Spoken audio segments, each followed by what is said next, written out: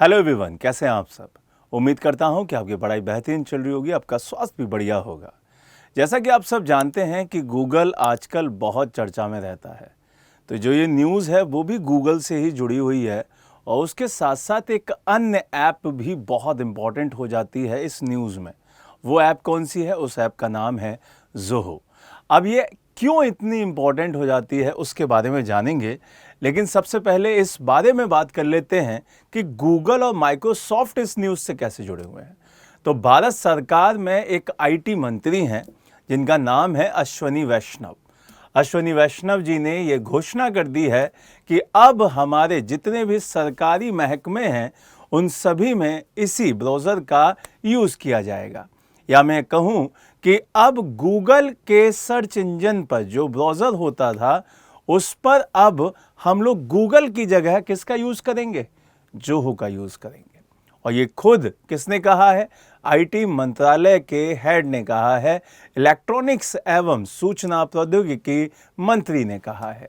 अगर मैं यहाँ से और दूसरी चीज़ें बताऊँ तो अभी तक जो हम जितने भी ब्राउज़र्स को जानते हैं उनमें आपको ये सारे के सारे नाम दिखाई दिए होंगे। Internet explorer, the word, opera. सबसे ज़्यादा फेमस है, सबसे ज़्यादा यूज़ में आता है वो है आपका क्रोम। तो अब इनकी जगह पर आईटी मंत्रालय ने सीधे सभी सरकारी महकमों में कहा गया है कि वहाँ पे ज़ोहो का यूज़ किया जाए और ज़ोहो ही वहाँ पे यूज़ होगा। अब ये क्यों है? जिससे कि पहले सरकारी महकमे और उसके बाद जो आम लोग हैं वो भी इसको यूज़ करें। क्वेश्चन ये आता है कि भाई ज़ोहो क्या है?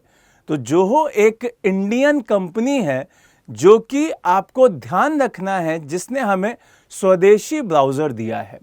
अब इसका निर्माण 1996 में हुआ था और ये बेसिकली चेन्नई की एक कंपनी थी। इसके जो मेन हेड हैं उनका नाम है श्रीधर बंबू। अब इन्होंने इस पूरी कंपनी का निर्माण किया, लेकिन अब सोचिए आप 1996 की कंपनी थी और 2025 में जाकर अब भारत सरकार इसको क्या कर रही है? रिकॉग्नाइज कर रही है।